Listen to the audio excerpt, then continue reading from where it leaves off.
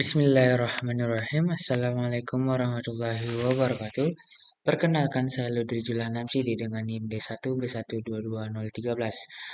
Di sini saya akan menjelaskan tentang interaksi yang kami amati pada kuliah lapangan yang dilaksanakan di Taman Depan Asrama Putra Universitas Halu Oleo. Baik, langsung saja.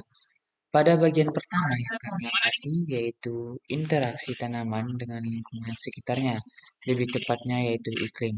Di sini karena musim kemarau yang akhirnya membuat daun-daun pada tanaman berguguran karena kekurangan air.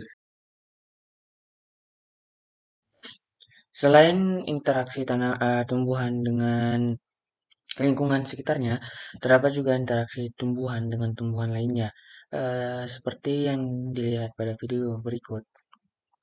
Itu terdapat tumbuhan yang tumbuh merambat di pohon. Dia itu melingkari pohon tersebut agar dapat naik ke atas untuk mencari cahaya. Baik, di sini saya akan melanjutkan penjelasan dari Saudara Lutri. Namun sebelum itu, perkenalkan, nama saya Asnatul Anwar dengan NIM D1B1 22005. Baik, langsung saja. Jadi terdapat interaksi biotik yang terjadi antara pohon dengan tanaman yang ada di bawahnya. Nah, tanaman yang ada di bawahnya ini dinamakan tanaman kacang hias. Nah, untuk hubungannya itu saya golongkan dalam hubungan simbiosis mutualisme, yakni kedua pihak sama-sama untung. Kenapa? Karena di sini untuk pohon sendiri itu ia akan mendapatkan perlindungan, atau lebih tepatnya tanah yang ada di sekitar batang dari pohon sendiri itu akan mendapatkan perlindungan berupa penutup, atau lebih tepatnya ketika terjadi hujan. Nah, air-air hujan tersebut akan mengenai tanaman kacang hias terlebih dahulu, sehingga erosi yang terjadi itu lebih sedikit atau bahkan mungkin tidak akan terjadi erosi dikarenakan ditahan oleh tanaman kacang hias tadi. Kemudian untuk keuntungan yang diterima oleh tanaman kacang hias itu sendiri, yakni dalam hal atau dalam segi penyediaan bahan organik. Nah, jadi daun-daun yang berasal dari daun-daun atau ranting-ranting yang berasal dari pohon ketika jatuh itu akan menjadi bahan organik yang mana akan mendukung pertumbuhan tanaman kacang hias. Bahan-bahan organik ini akan terurai kemudian akan menjadi unsur hara atau mungkin akan menjadi bahan organik yang akan menyuburkan tanah yang ditumbuhi oleh tanaman kacang hias ini. Nah, terdapat hubungan lain yang terjadi antara pohon dengan rayap yang ada di batang pohon.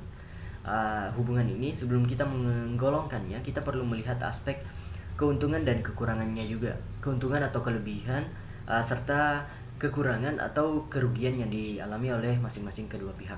Nah, di sini rayap sendiri itu lebih ke menerima keuntungan dari hubungannya dengan pohon. Nah, di sini rayap akan menerima yang pertama itu tempat perlindungan berupa tempat tinggal, kemudian pasokan makanan berupa batang dan kulit dari pohon tersebut. Kemudian untuk pohon sendiri di sini akan mengalami kerugian sendiri dikarenakan dia akan kehilangan salah satu bagian dari tubuhnya, yakni batang dan kulitnya. Nah, jadi berdasarkan hubungan ini, uh, hal ini tidak cocok dijadikan atau digolongkan sebagai hubungan parasitisme, melainkan lebih ke hubungan herbivora dikarenakan pada dasarnya hubungan ini terjadi karena pola makan dari rayap itu sendiri. Baik, mungkin sekian penjelasan dari saya. Terima kasih. Assalamualaikum warahmatullahi wabarakatuh. Dengan ucapan Bismillahirrahmanirrahim, di sini saya akan melanjutkan penjelasan dari Saudara Asnatul Anwar. Sebelumnya, perkenalkan nama saya Adrian Suwandi Sapta dengan NIM D1B1222021. Pada lahan 2 yang kami amati ini terdapat banyak pohon seperti pohon waru, sagu, ki hujan, dan akasia.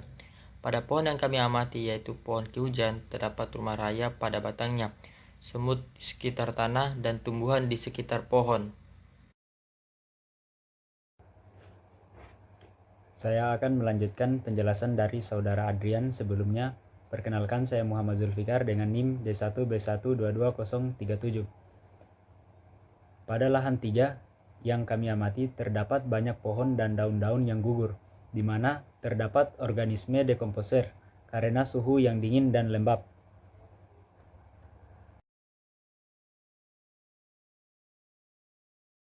Baik, sekian penjelasan dari kelompok kami.